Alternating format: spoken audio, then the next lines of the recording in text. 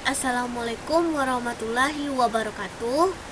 Perkenalkan, nama saya Lovanda Muharani dengan nomor BP 20 10 11 52 63 0098. Di sini saya akan menjelaskan apa itu best case, worst case, dan average case.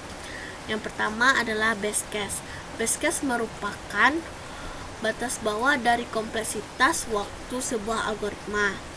Suatu algoritma tidak mungkin dieksekusi dengan kompleksitas waktu kurang dari waktu best case. Yang kedua, worst case.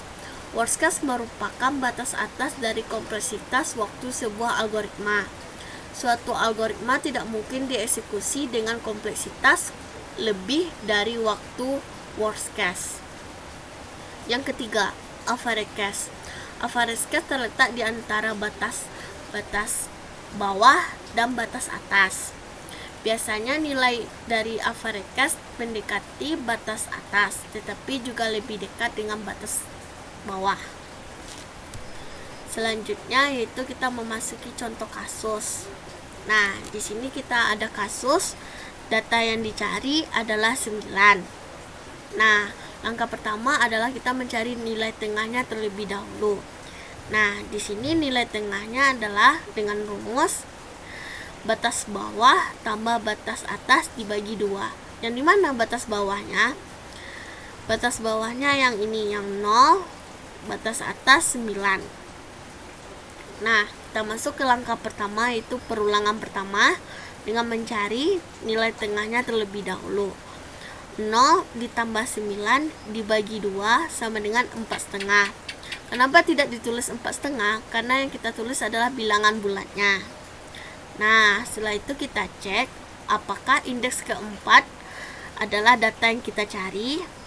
Indeks keempat adalah 5. Sedangkan data yang kita cari adalah 9.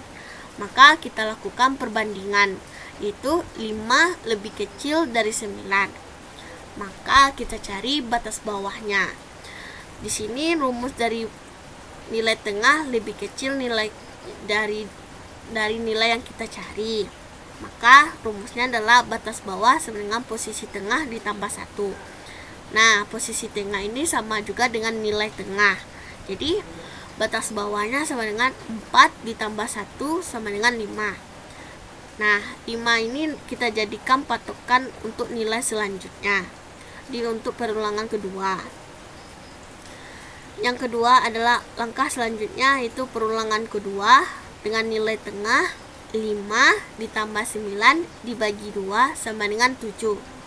Kita cek lagi apakah indeks ke-7 adalah apakah data yang kita cari.